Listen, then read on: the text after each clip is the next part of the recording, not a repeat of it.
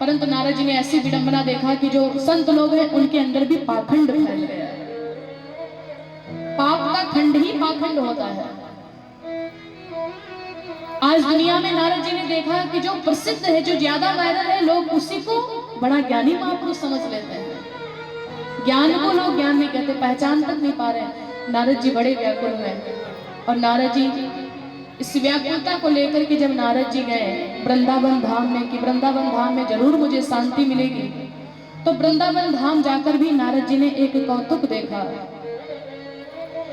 नारद जी वहां पर देखते हैं, जब वृंदावन धाम गए तो एक युवती जवान बैठी है, एक नारी एकदम जवान बैठी है, सुंदर सी, और उनके समक्ष में दो वृद्धा अवस्था में पुरुष अचेत अवस्था में लेटे हुए हैं। कई दास दासियां उनके पास में,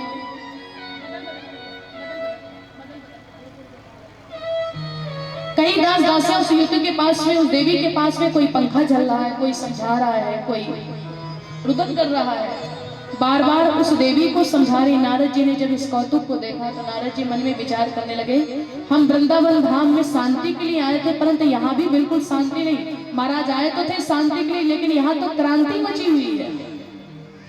तो नारद जी देख करके बड़े व्याकुल हुए। मन में विचार हुआ कि चलो जाकर के जो देवी रो रही हैं इनसे जाकर के हम पूछते हैं कि तुम कौन हो, क्यों रो रही हो। फिर नारद जी ने मन में विचार किया, नहीं जाएंगे, ये माताओं का झुंड बैठा हुआ है, और अगर हम चले भी जाएं तो ये देवी हमसे पूछ ले कि बड़े बाबा तुम महिलाओं के बीच में क्या करने आ गए, तब तो हम शर्मिंदा हो जाएंगे। नारद जी के मन में भाव तो हुआ, परंतु पूछे कुछ नहीं, आगे की तरफ चल दिए।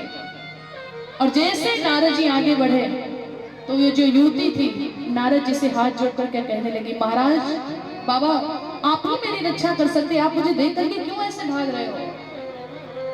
नारद जी पास में गए और उन देवी से हाथ जोड़कर के निवेदन करते नारद जी कि देवी आप कौन हो, आप क्यों रो रही हो। हाथ जोड़ करके प्रणाम करने के बाद में उन देवी ने अपना परिचय दिया, अहम भक्ति रीत ख्याता। हाथ जोड़ करके उस देवी ने निवेदन किया और परिचय भी दिया, देवमुनि नारद जी महाराज मैं कोई और नहीं हूं बल्कि मैं भक्ति हूं। आज दुनिया में जो आप लोग भक्ति कर रहे हैं वही भक्ति माँ की बड़ी पावन कथा है। मैं भक्ति हूं और ये जो समझ में दो वृद्धा अवस्था में, अचेत अवस्था में पुरुष लेटे हुए हैं, ये कोई और नहीं है, ये मेरे ज्ञान और वैराग्य पुत्र है। परंतु कलयुग के प्रभाव से महाराज मैं तो जवान हो गई वृंदावन धाम में आकर के, परंतु कलयुग के प्रभाव से जो मेरे पुत्र है ना ज्ञान वैराग्य, ये वृद्धावस्था में पहुंच गए, ये बूढ़े हो गए। परंतु ईश्वर कोई उपाय कीजिए, दुनिया में लोग कलंक लगाएंगे क्या। कौतुक ऐसा है कि माँ जवान बैठी है और बच्चे बूढ़े हो गए। होना क्या चाहिए था, माँ बूढ़ी हो जाए बच्चे जवान रहे। परंतु कलयुग के प्रभाव से, लोगों की सोच से, विचार से जो माँ थी माँ जवान बैठी है, परंतु जो पुत्र है ज्ञान और वैराग्य वो अचेत अवस्था में पड़े हुए हैं। इतनी बात सुनते ही नारद जी भक्ति माँ की व्यथा को समझ गए। नारद जी ने ज्ञान वैराग्य को तरुण करने के लिए बहुत से उपाय किए, वेद मंत्रों का उच्चारण किया, फिर भी ज्ञान वैराग्य नहीं अचेत हुए। अब नारद जी ज्ञान वैराग्य को स्वस्थ करने के लिए ज्ञान और वैराग्य के पास में वहां से जाकर के नारद जी ने कहा, देवी आप चिंता मत कीजिए, मैं अवश्य ही जल्दी ही इसका निवारण करूंगा। नारद जी चल देते वहां से, और चलते चलते नारद जी अचानक से नारद जी को संतों का झुंड मिल गया। सौनकाद ऋषि, सनक सनंदन सनातन सनत कुमार मिल गए। नारद जी ने प्रणाम किया और सनकाद ऋषियों ने देवमुनि नारद जी से पूछा, महाराज आप तो इतने घबराए हुए लग रहे हो, ऐसा लग रहा है जैसे किसी ने आपका धन लूट लिया हो। और यदि धन लूटने की बात करो तो धन की चिंता तो वो करे जिनके पास में धन हो, आप तो संत हो, और संत का तो एक ही केवल धन होता है, क्या, हमारू धन राधा श्री राधा राधा हमारो धन राधा श्री राधा। सभी मिलके गाएंगे हमारो धन राधा श्री राधा श्री राधा हमारो धन राधा श्री राधा श्री राधा। परम धन राधा राधा राधा राधा। आप लोग भी थोड़ा गा लीजिए। अच्छा एक बार सभी उठाएंगे पूरे पूरे हाथों को, सभी उठाएंगे। कोई कंजूसी नहीं करे क्योंकि जो जितने ऊंचे हाथ उठाएगा उतनी जल्दी ऊपर जाएगा। मतलब तरक्की में अगर टेढ़े मेढ़े हाथ तो टेढ़ी मेढ़ी तरक्की। तो कोई भी कंजूसी न करे, सभी उठाएंगे पूरे पूरे हाथों को और मिलकर के तेज आवाज में परम धन राधा राधा राधा राधा राधा गाइए। थोड़ा मुख से आवाज भी निकालिए क्योंकि भगवान ने आपको जीव दिया है बोलने के लिए। बोलने को दी जुबान तो बोलता नहीं और लेने को प्रभु का नाम मुख को खोलता नहीं। आज का ना बोलना उस दिन याद आएगा जब तुम बोलना तो चाहोगे मगर बोल नहीं पाओगे। इसलिए कंजूसी बिल्कुल। एक बार सभी उठाएंगे पूरे पूरे हाथों को और मिल देंगे